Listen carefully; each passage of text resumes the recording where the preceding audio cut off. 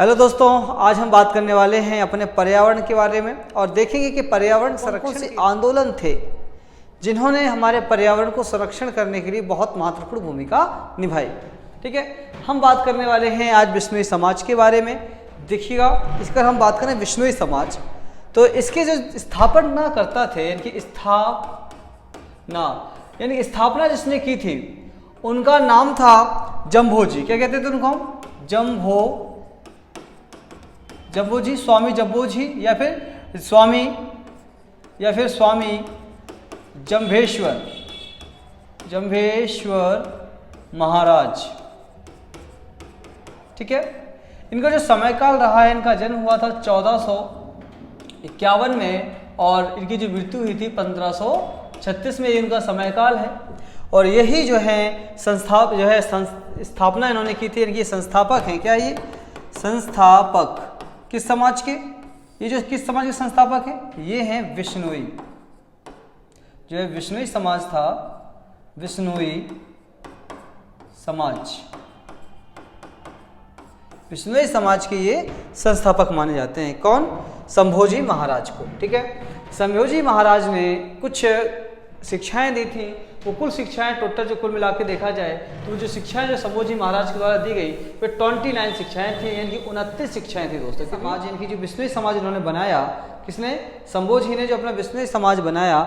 इस बिश्नोई समाज के अंदर जितने भी लोग थे, जितने भी सदस्य थे, उन सबको इन्होंने कुछ शिक्षाएं दी। जिन शिक्षाओं को उन्होंने 29 शिक्षाएं बताई। कितनी शिक्षाएं बताई थी?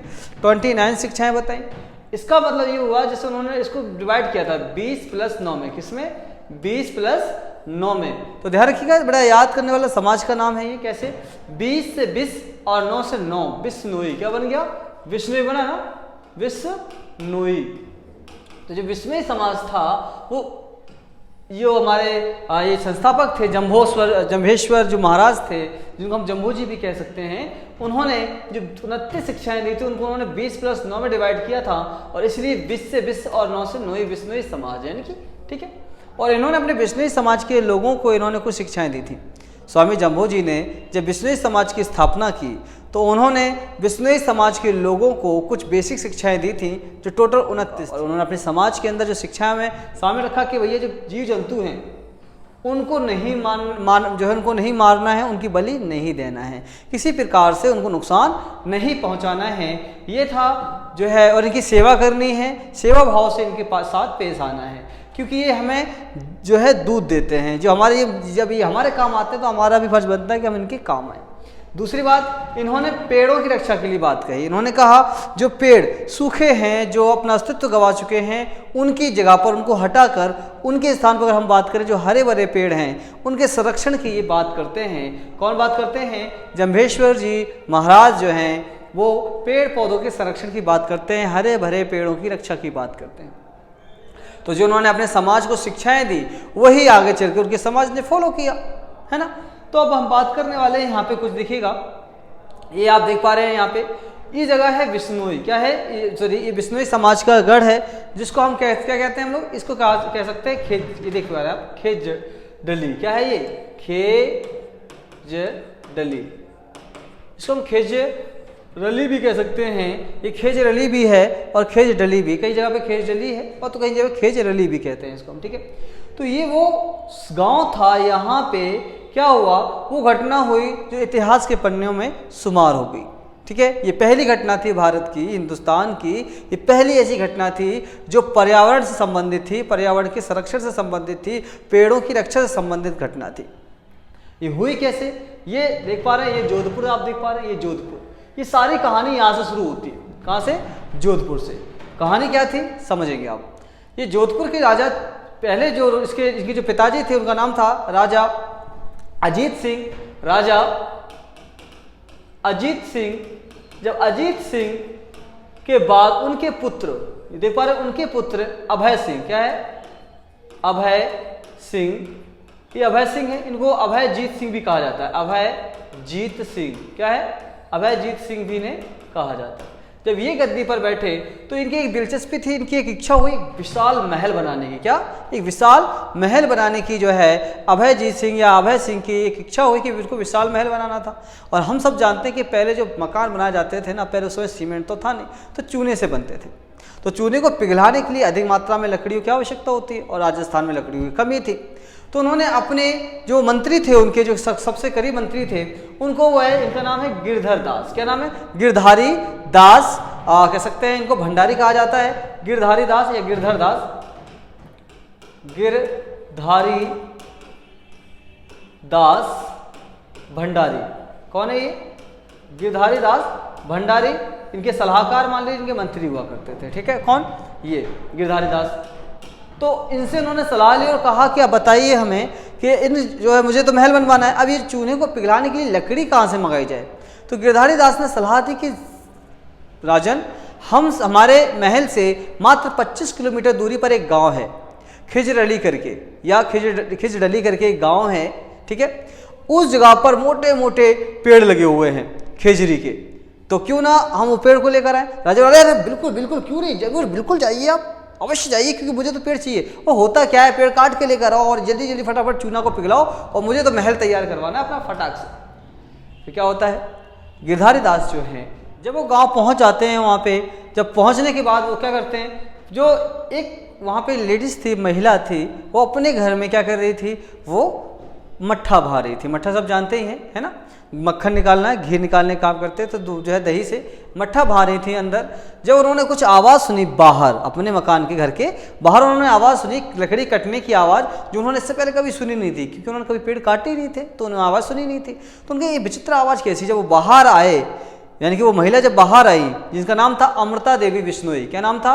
अमृता देवी बिश्नोई। जब बाहर आई तो उन्होंने देखा कि एक राजा का मंत्री, जब उन्होंने देखा एक राजा का मंत्री अपनी सेना लिए, क्या अपनी सेना लिए यहाँ पे क्या करवा रहा है, पेड़ों को कटवा रहा है। क्या करवा रहा है? यहाँ पर पेड़ों को कटवा रहा है। अमृता देवी बिश्नोई वहाँ पहुँचती हैं और कहती हैं आप ये घोर पाप क्यों कर रहे हैं, ऐसा क्यों किया कर रहे हैं आप, कि इससे क्या होगा भाई, ये हमारे, इनको हम राखी बांधते हैं, ये हमारे भाई हैं। तो बड़ा ये जो बंदा है गिरधारी दास बड़ा हंसा, कहता आपके भाई है, पेड़ आपका भाई है। बोला अच्छा जी, आपका भाई पेड़ है तो ठीक, कोई बात नहीं है, अच्छा आप इस पेड़ के लिए क्या कर सकते हैं। तो अमृता देवी बिश्नोई ने कहा कि ये पेड़ हमारे भाई हैं, इनको हम राखी बांधते हैं, इसलिए अगर हम चाहें तो इनके लिए अपनी जान तक जो है कुर्बान कर सकते हैं, अपनी जान भी दे सकते हैं, और आपको इन पेड़ों को काटने से पहले हमारी गर्दनों को हमारे धड़ से अलग करना होगा। और राजाओं ने क्या, इसने गिरधारी दास ने क्या किया, वही काम किया। उनकी माँ की सर से जो है धड़ से उसकी गर्दन को अलग कर दिया, अमृता देवी बिश्नोई की। उनकी 3 पुत्रियां जब पीछे से भागी आई, उन्होंने देखा तो उन्होंने पेड़ों से चिपक कर अपनी जान गंवा दी। ठीक है ना। एक उनकी जो 3 पुत्रियां थी, इनका नाम था आरसी देवी, एक थी आरसी बाई, जिसको बाई भी कहते थे, आरसी बाई। दूसरी थी रत्नी बाई, एक थी भागू बाई। देख पा रहे हैं आप, आरसी बाई, रत्नी बाई और भागू बाई, ये 3 पुत्रियों ने भी अपनी माँ के साथ अपनी कुर्बानी दे दी पेड़ों को बचाने के लिए। और देखते देखते ये खबर इतनी फैली कि 84 गांव तक, कितने, 84 गांव,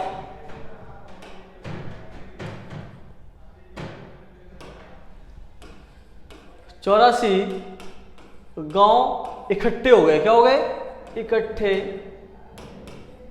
इकट्ठे हो गए। 84 गांव इकट्ठे हुए और उन्होंने सबने जो है अपने अपने पेड़ जो है पकड़ लिए और कहा कि पेड़ों से काटने से पहले आप लोगों को हमें काटना होगा, हमें जान से मारना होगा, तो आप पेड़ काट सकते हैं। लेकिन गिरधारी जो दास थे वो कहाँ रुकने वाले थे। उन्होंने तो ऐसे कसम खा के आए थे कि आज कुछ भी हो जाए पेड़ों को काट कर ही जाएंगे। उन्होंने क्या किया, उन्होंने 363 गांव के लोगों को जो है, खास करके बिश्नोई समाज के लोगों को, बिश्नोई समाज के लोगों को मौत के घाट उतार दिया। गिरधारी दास जो भंडारी थे, उन्होंने खास करके 84 गांव के जब लोग इकट्ठे हुए, उन्होंने पेड़ों काटने से रोका, मना किया और उन पेड़ों से जाके चिपक गए। लेकिन गिरधारी दास की फौज नहीं मानी और उनके लश्कर जितने भी थे, जितने भी सिपाही थे, उन्होंने उन पर जो है तलवार चलानी शुरू कर दी, कुल्हाड़ी चलानी शुरू कर दी। और देखते देखते वहाँ के लोगों ने कितने लोगों ने 363 लोगों ने अपनी जान गंवा दी। इन 363 में अगर हम बात करें तो 71 महिलाएं थीं, 71 महिलाएं और 292 पुरुष थे। 292 पुरुषों ने अपनी जान गंवा दी। इससे क्या हुआ, बाद में जब इतने सारे लोग मारे गए तो गिरधारी दास जो है काफ़ी घबरा गए और परेशान होकर उन्होंने ये अपने कर्मचारियों से कहा कि बस रुक जाइए, अब किसी को हाथ मत लगाइए, किसी को मत मारिए। देखते देखते हुआ क्या कि आंदोलन यहाँ पे ख़त्म कर दिया गया। और जब राजा को बात पता चली, यानी कि जो है अभय सिंह को जब बात पता चली, यानी कि इनको जो है सम्मानित भी किया गया राजा के द्वारा। और तब से लेकर अब तक बिश्नोई समाज एक बहुत पवित्र समाज के रूप में जाना जाता है और पर्यावरणीय संरक्षण समाज के रूप में इसे जाना जाता है बिश्नोई समाज को। इसकी जो नायिका रही हैं वो रही है अमृता देवी बिश्नोई। क्या नाम था इनका? अमृता देवी बिश्नोई। ठीक है, ये जो अमृता देवी बिश्नोई हैं, बिश्नोई, इनको जो है इस आंदोलन की प्रणेता मान लीजिए, इस आंदोलन की नायिका मान लीजिए, या फिर इस आंदोलन की संस्थापक मान लीजिए। ये अमृता देवी बिश्नोई हैं और इन्हीं को देखते ही 84 गांव आए लड़ने के लिए और 363 लोगों ने कुर्बानी दे दी। ठीक है दोस्तों, और खास करके इंपॉर्टेंट जो फैक्ट थे वो यही थे यहाँ पे। और ध्यान रखिए, ये भारत का प्रथम, कैसा था? भारत का प्रथम पर्यावरण आंदोलन, प्रथम पर्यावरण ये आंदोलन था दोस्तों। चैनल को अगर आपने सब्सक्राइब नहीं किया तो कर लीजिएगा फटाफट, है ना। चैनल को सब्सक्राइब करना बहुत जरूरी है, क्योंकि इसके बाद में एक अगला पार्ट रहेगा हमारा चिपको आंदोलन का। किसका? चिपको आंदोलन का। चिपको आंदोलन, ये चिपको आंदोलन कहाँ हुआ था? चिपको आंदोलन हुआ था भारत का उत्तराखंड जो है जिला है, उत्तराखंड राज्य में चिपको आंदोलन हुआ था। और वहाँ पे एक जगह है गढ़वाल में ये चिपको आंदोलन हुआ था। सेम इसी तर्ज पर जैसे बिश्नोई आंदोलन हुआ था, सेम उसी प्रकार से वहाँ पे चिपको आंदोलन हुआ था। ठीक है ना।